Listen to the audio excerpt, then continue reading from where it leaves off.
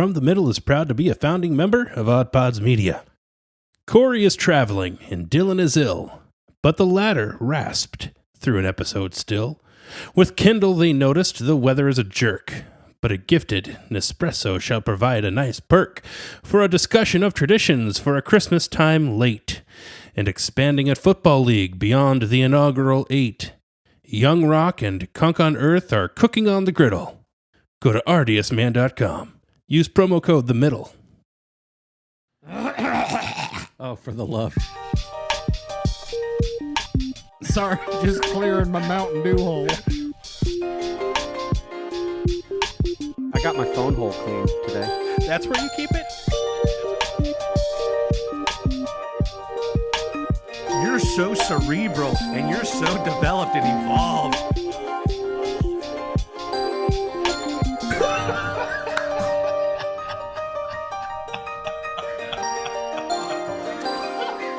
From the middle after dark over here.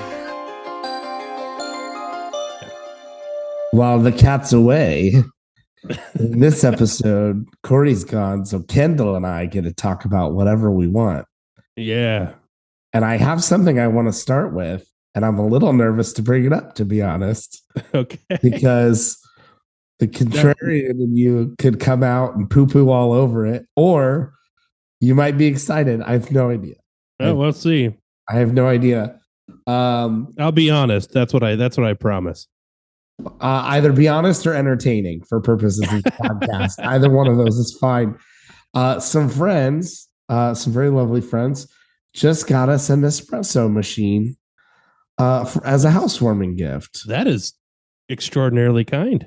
I thought so too. And I've always wanted to try it because George Clooney is a very attractive spokesperson for fine coffees.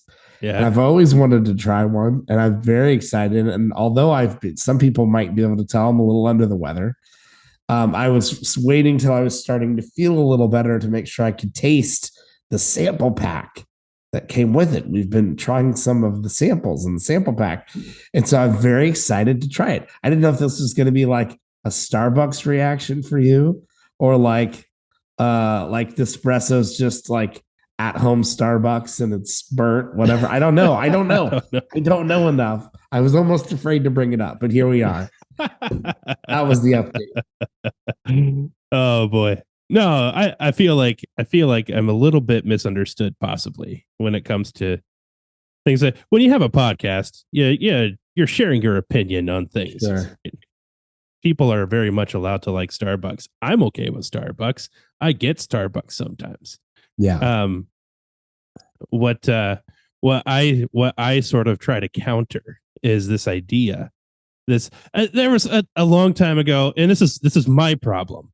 A long time ago, I came across several different, like, I don't remember if they were like BuzzFeed things or Quoras or what they were, but I read a bunch of Starbucks employees ragging on customers for not knowing anything about coffee.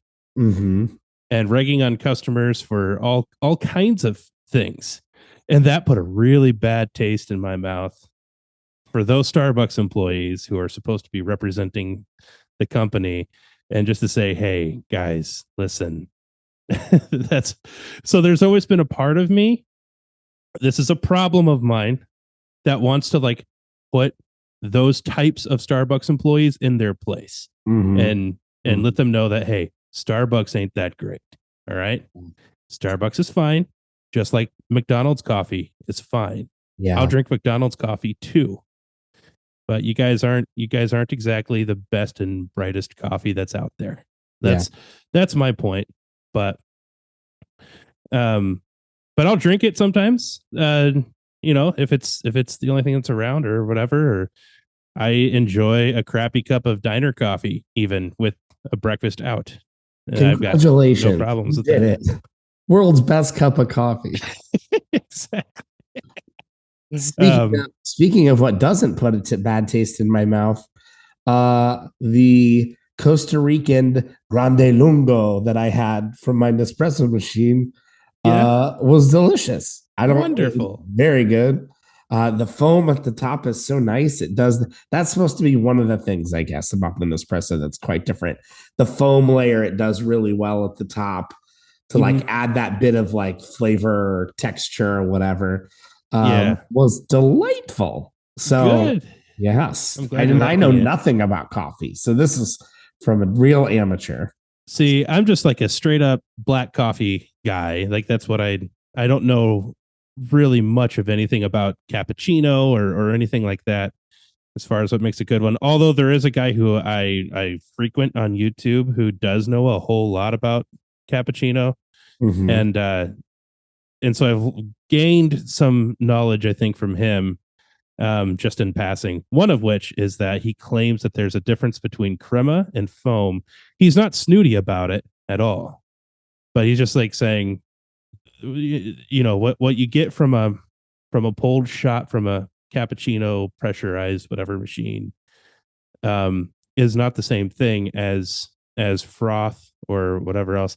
That's the extent of what I know. He didn't make, I think, any kind of determination as far as one being better than the other, just noting a difference between the two. I feel like wine and coffee conversations are like the East and West Coast versions of our podcast. Yeah. And ours is like pizza crusts is the Midwest version of the podcast. And then like, you know, barbecue, different types of barbecue is good for like the grab 'em and the brisket podcast. But we're just here talking pepperoni style and pizza crusts. Well, next time you come over, you'll have to try some Nespresso. I'd be glad to. I've never had it. Yeah. And we're now, of course, we need to go get some tiny little glass cups for the small shots. Yeah. Because unlike the Keurig, which has the drink size setting, this reads the top of the lid and it already like to know what kind, and it already is a certain amount. So like, not all the pods are, you know, pick 6, 12, or 18 ounces. It's right. This pod is for a 1.4 ounce shot of espresso. And that's what it's going to make. And this pod is for an 8-ounce cup of coffee. But they're not like, that's it. So you just put the pot in and hit go. Yeah. It's going to make as much. So you got to pay attention to like the ounces on it to know how much you're getting out of it. Yeah. It's very cool. It feels very fancy and very out of place, but not that we don't love it out of place. Like, this is too nice for us, but we love it kind of out of place. So how you doing, buddy? How's the week been going? Oh man, it's been good. You know, I'm a winter guy. I like cold and snowy for my winters, and this has been a very disappointing winter, and it's now to a point where I'm just like, I'm ready to go fishing. Like the temperatures have been like really in an annoying spot for me. It's like I would love it if it were to just get cold and snowy. I'd be happy with that. If it's gonna be warm and look like it's spring outside, then I want it to warm up, because right now at these temperatures, like fishing is just, it's slow, right? It's not a good time for fishing. If it were to warm up another 20 degrees or even 10, 15 degrees and stay there consistently, we'd be there. But it's not. And I don't know. I have felt very uneasy because of the weather. We're in this weird in between weather stage. It is.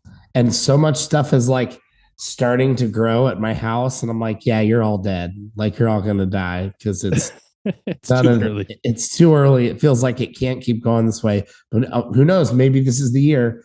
But if I got to start mowing in March, I'm not going to be happy about it. So yeah, I just want everyone to know that. I might have to pay somebody to come mow just as a no. I won't start till April. So somebody come knock out March for me, and then I'll start in April. Anyways, it's been weird. I agree. I don't like it. Yeah. And also, we're recording this in the afternoon, which is abnormal. Usually we're night owls with the recording stuff, but just want to give a report that my 7-year-old decided that he was going to try to make it all the way from the entryway to the family room, which is completely across the house, using only his legs, he said. To which my response was everyone else's response. That sounds a lot like walking to me. Yeah. But he was already on the ground. I don't know how he got there. But he said, no, but I would need my arms to get up. And it took him a long time. But by golly, he made it, just shoveling himself across the floor, using only his legs. And even still, sounds like it'd be a really easy task, but he made it hard. Yeah. I was going to say, could he have laid on his back and done a sit up? And then he could have probably pushed himself up from there. Doesn't matter. He had a challenge for himself and he did it. He did it. And we're proud of him. Good job, little buddy. When Kory gets back, we'll have him Kory can draw him a little badge or something like he can print out and, tape to a shirt. That's very cool. Speaking of Kory, Kory's gone this week. If you haven't figured that out already, that means we don't have to hear about all the cool new motorcycle or hunting or whatever new stuff that he got, crazy accessories for his toilet, shoes that he probably stole from the underprivileged or handicapped. Yeah. We don't have to hear about any of those things for 1 week. Yeah. But since the weather is getting nicer, I wanted to see how you're feeling about 2 weeks of XFL we now have on the books. I know we very quickly talked about it after week 1. How are you feeling after 2 weeks? Well, so I didn't watch any of it this past weekend, unfortunately. To be honest, I forgot already that it was a thing. If I would have remembered, I probably would have made some effort. But we were doing other things this weekend. Actually, my sister and brother-in-law were in town. They're a Marine family, so they live in one of the Carolinas. I forget which one now. Anyway, same place. They were going to come down for Christmas for the first time in like years. Whoa. And then they all got COVID right before it was time for them to travel. So they ended up being able to come last week, and we had a family Christmas with them at their house that they have and maintain here on Saturday. And so that was fun. So you guys thought that you had a real late Christmas. Yeah. We had one the last weekend of February. Wow, that's wild. First of all, North and South Carolina, same place. We did this. I don't know if we did this on the podcast. We talked about this a long time ago. If you could combine states for the sake of simplifying just the map, like seemingly unnecessary divisions. Oh, yeah. And how could we simplify? Because really, some places that are close together can't be that different. Are you thinking like New England area? Like that? Well, there's no reason that all of New England can't be just one state. It very like, can the Dakotas really be that different from one another? Really? Right. Like we couldn't just call it the Dakotas, or the Carolinas could just be just one. We already call it the Carolinas. Yeah. Together. Yeah. They have like sort of shared ownership over some things that are just known as Carolina instead of North or South. Now, they're halfway there. 2 states that are close that I wouldn't put together, like California and Idaho. Oh, have you heard that news? Well, no, what? Or not California and Idaho, Oregon and Idaho. That wasn't even a lead-in. No, what happened? There's like just this swath of like eastern rural Oregon that is trying to secede from Oregon and join Idaho. And there's every once in a while you catch wind of these kinds of sort of localized things happening spotted throughout the country, like Jackson area of California wants to become the state of Jackson and secede from the rest of California. Right. The one in Oregon, I doubt it'll actually happen. But the reason why it seems like people are talking a little bit more favorably for it is because you have leadership or former leadership from both states who are talking about how much sense this would make. How crazy would that be? Yeah. To have. We haven't had a shakeup on our map in a long time. And it's, because you always get like some of the obvious jokes are like, Illinois with Chicago. Like Chicago is its own state within the state of Illinois, and then the rest of Illinois is stuck doing whatever Chicago does. Right. So like that's one of the obvious ones. That's interesting. There probably are places along borders like that could would make sense to like shift a little bit. Sure. And now I got to go look it up because I knew nothing about this. Yeah. I mean, much of that is obviously political, right? That's Sure. that's why they want to do it. But I mean, that could make sense if we live in a place where it's like, if you don't like, we're unique, I feel, for an entire country of, United States, where you could live in a state, and if they do something that pisses you off, like, you can go to another state that isn't doing that thing. Yeah. And I feel like that's a good thing, generally speaking, that we have that kind of diversity politically within our country. And it's not just political diversity in theory. There's actual diversity. There's actual different types of places to live. Yeah. And so for that reason, like, it could make sense. Like, if there's a swath of some rural areas that would make sense, wouldn't be that big of a change for them to just go ahead and move over to another state. So that way, for example, Chicago's not making decisions for all of Illinois. Right. Right. That kind of thing. I could see that making sense.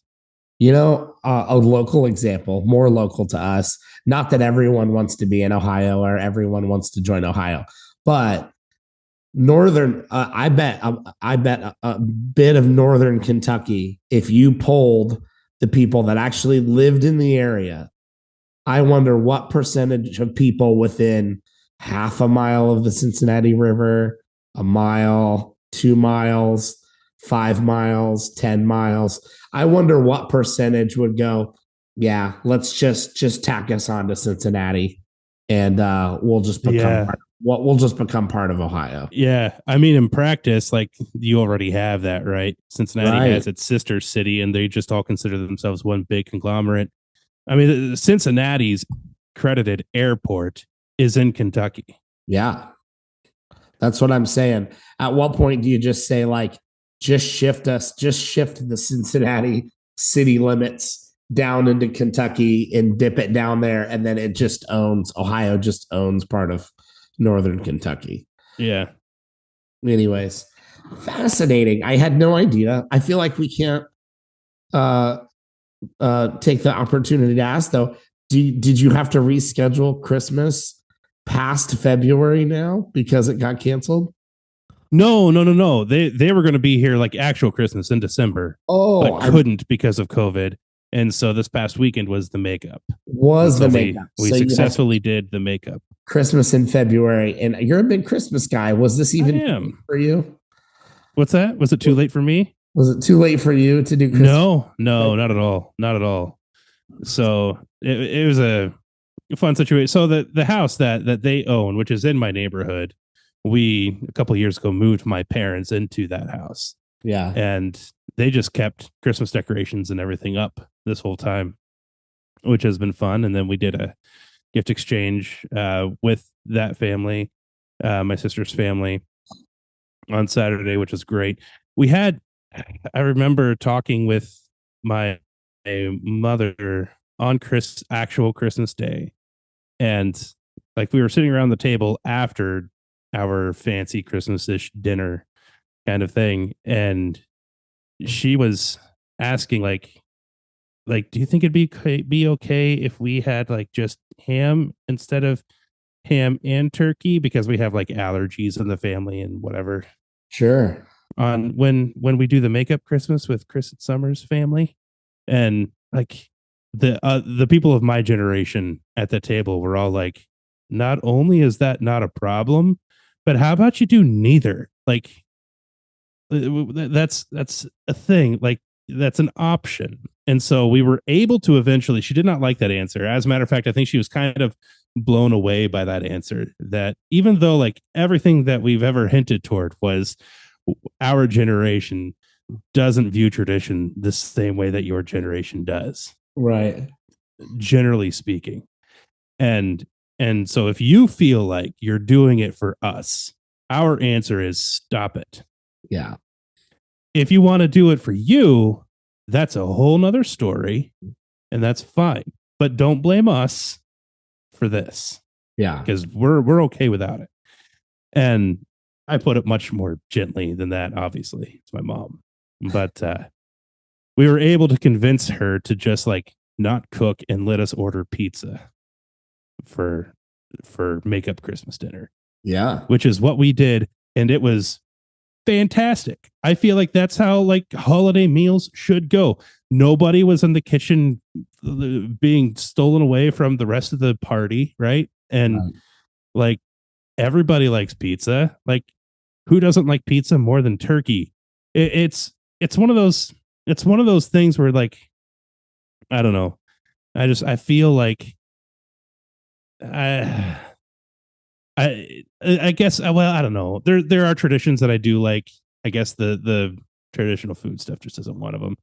And I was wondering if I'm right that is a generational thing, that our generation just we don't put the same importance on tradition. Like there's nothing sacred about tradition to us. Am I right about that, or is it just sort of me? I might have a slightly different take on that answer, in the sense that like, my parents separated. Kory and I's parents separated when we were young and remarried, and by the time you factor in the number of Christmases we go to, a special meal just isn't special the sixth time you've had it, Sure. And so I think there's something to be said for like having traditions that your family really likes, like the day of, but by all means, by like the second weekend after, when you're doing your fourth Christmas, it's like somebody just call Arby's and have them cater a bunch of roast beef, and or like order pizza. One thing my wife and I like doing is like, especially during football season, but it works for holidays. Can we just order pizza and then have 3 or 4 like appetizer-y type things that we throw together, like little smokies and chips and cheese, and so like everybody bring like an appetizer that you have on like a game day. Somebody makes meatballs, somebody makes whatever, and then you just have that kind of stuff all day. Because there's something about having that all day party where the pizza just sits out all day and you can just like keep snacking on pizza all day long. You don't even have to eat a lot, because you can like go have 2 pieces and some chips, because it's going to sit there the next 12 hours. Right. And it won't go bad because it's American pizza. There's a ton of preservatives and everything. So I don't know. I agree with you. I think 1 or 2 times it's maybe nice, but then after that, it's like, let's just somebody just cater something. It would just be so much easier. I feel you. All right. Well, we will get to more fun conversation right after we hear from some of our friends in Oddpods Media. Hey, I'm Pantsless Aaron. This is Stevie. And I'm Augie. And we are BFYTW, a podcast all about playing games and having fun. Our games are usually based on British panel shows and game shows, but we'll play anything that captures our attention and imagination. Why? It's right there in the title. You'll never guess what the F stands for. All right. So I hinted about the XFL. Since we didn't talk, we're not going to talk week 2. One thing I do want to ask is a hypothetical question, because I think these are more fun sometimes than just the analysts breaking down play-by-play. The XFL has 8 teams currently. Let's say that this year goes really well, or the first 2 years go really well, and they decide to expand. They want to add more teams. I'm going to read you the current location of the 8 teams that exist now. And I want you to try to think of any cities that you think, not just ones that you want to see have a team, that you think would actually make sense. Okay. So the current list, and like half of the league is in Texas currently. Arlington, Houston, Orlando, Las Vegas, San Antonio, Seattle, St. Louis, DC. So that's the current 8 cities. Obviously, you've got several that are more north, but most of the league is in the south. So, of the ones that are more north, they play in domes. Because DC is cold, St. Louis can get cold, Seattle can get cold, and then everywhere else is like Florida and Texas. What would you pick for the sum of? You don't have to do all 8, but what would you pick for other cities? That is interesting. So this seems, if you imagine laying these cities out on a map, I think you see what the XFL was trying to do with choosing its cities. One of the things that they were trying to do is they were just literally going like drawing a line straight down the middle of the country. Yeah. Just splitting the country in half and putting teams on those lines with a couple of exceptions. Right. And so I feel like from there, like they need to go a little bit further south, and they certainly need to go north. Middle of the country north. Yeah. Which would put a team, and they're also going for, and well, there's a mix of them. There's big markets here, and there's like medium markets here. Yeah. I like the idea of the mid-sized markets, at least for now. I agree. My default desire would be for them to not fall in an NFL city. Yeah. Yeah. So I'm thinking like, honestly, it could be biased, but I think Columbus could be an option. I think so. Is where we have a sports situation in Columbus. We have fans supporting professional sports teams here. We don't have football. Do you think they could put a field in Nationwide Arena? I think they could probably use. Well, to that I would probably say no, because it overlaps with hockey, and I think that's probably a problem. Yeah, that's true. I think that they could use potentially the old Crew Stadium or the new Crew Stadium. Oh, that's true. Yeah. Either one of those I think would work. Yeah, the capacity would make sense too, because I think the Defenders play where DC's United plays. Mm-hmm. So maybe they start looking at cities that have like domes for their MLS teams, but not an NFL team. Yeah, maybe. And that's one thing we don't have is a dome, unless they were able to get into Nationwide, and I don't think that would work. But I think Columbus is the kind of city that they'd be looking for, like a mid to heavily populated city with sports fans. So like Indianapolis, maybe. Even though I know that they have an NFL team, but they seem like the kind of city that they're looking at. That would be a good option. That would plot the Midwest North area. Peoria, maybe, would be the kind of city that might be able to use something like this. Yep. I don't know. What do you think? I'm sure you have thoughts. Yeah, my first reaction was there's different ways to dice it, right? So like if you go to the north, if you're looking at the north, you have to think about a dome. If you go anywhere else, I kind of like the idea that they would spread out teams based around really large football areas. So like Columbus being a good one. And since they own the teams when they do drafts, they try to put players from that region in college who don't make the NFL, they try to move them to the teams closest to their colleges. They want to make it balanced, but it also makes sense if there's a Columbus team that they might have, if there's 3 or 4 Buckeyes in the league, they've got 2 or 3 of them, right? Mm-hmm. So like those familiar faces. So like then I think there's no team in Alabama. So could you put, there's no NFL team. So could you do Alabama might make sense. So even if you put it, even if they play where Auburn or Alabama play. I don't know the names of all the domes and all the available stadiums, but like I think one in Alabama makes sense. And then you could get some of those Mississippi, Louisiana, Georgia, Florida kids could play there. I think you could easily add another couple Florida teams. I think if you did like Florida, Texas, and Southern California heavy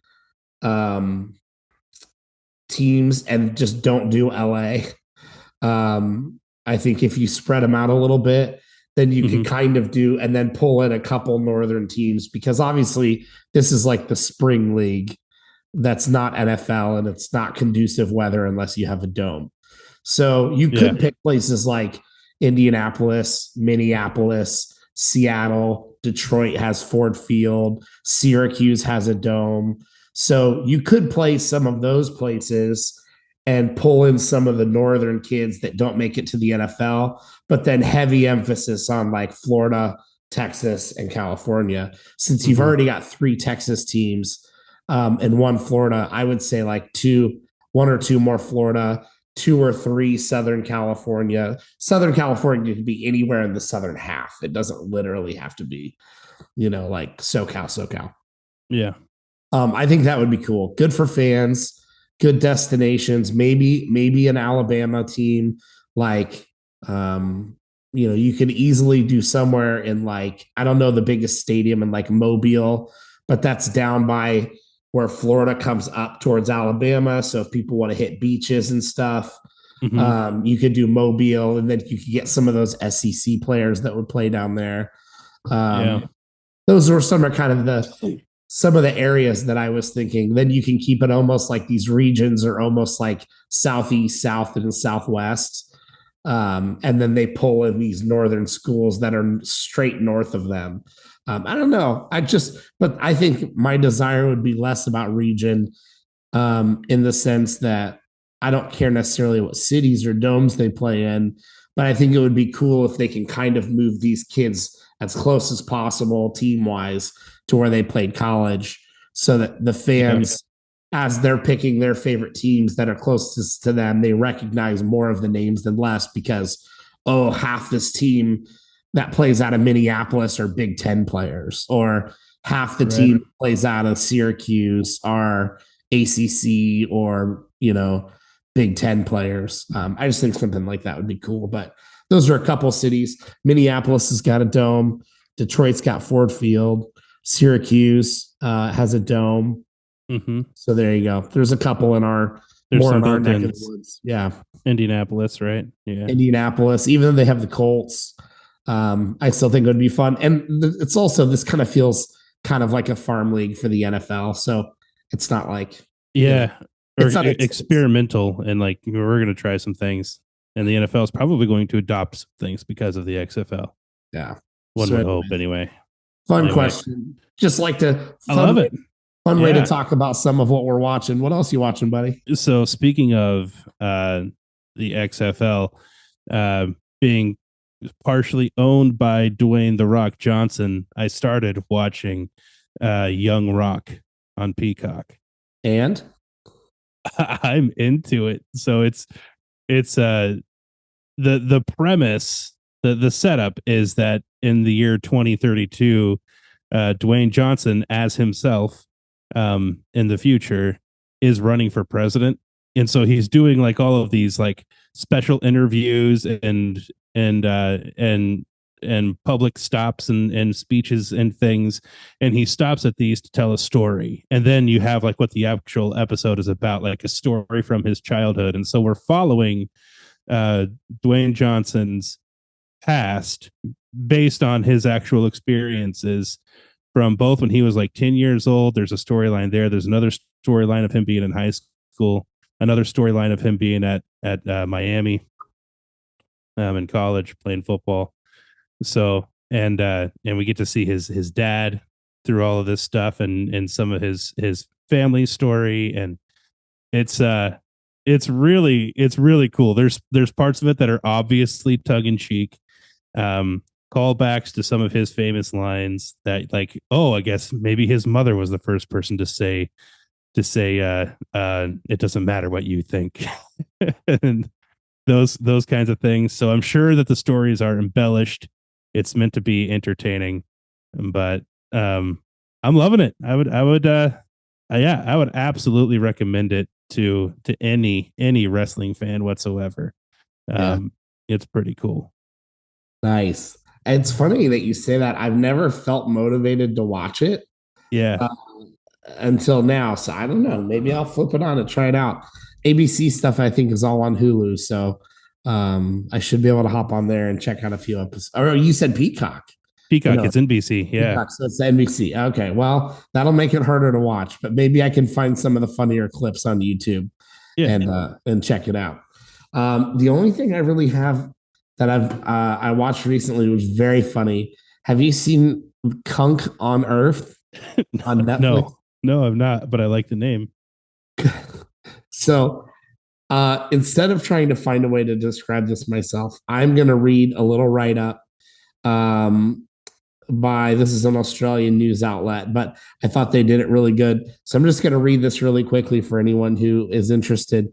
What you need to know about Cunk on Earth, the mockumentary baffling experts and blasting Pump Up the Jam. Which was more culturally significant, the Renaissance or Single Ladies by Beyonce? It's a question presenter Philomena Cunk poses to the British art historian Martin Kemp during her new series Cunk on Earth, one of the many now viral moments that are seeing the BBC Two series reach a global audience. So who is Philomena Cunk? Do these professors know she's just having a laugh? And what's the 1989 technotronic hit Pump Up the Jam got to do with it? So that's kind of the intro from the article, and it's talking about the actress that does the show, Diane Morgan, and she's been playing this character, Philomena Cunk, on and off for various different mockumentary type specials for a long time. So the most recent is this Cunk on Earth, the special for Netflix. She debuted it on as the character on Brooker's Weekly Wipe, and then later on Cunk on Britain, where they say her ill-equipped alter ego, armed with spotty research and rock-solid obliviousness, explored British history. So she's interviewing real experts on history. Yeah. Now they know that this is a comedy mockumentary, so they know that she's being silly, but they still try to respond seriously, which is really, really fun. So like the Beyonce question, the historian Kemp gently begins his answer to the Renaissance versus Beyonce question with, they both had their time. So you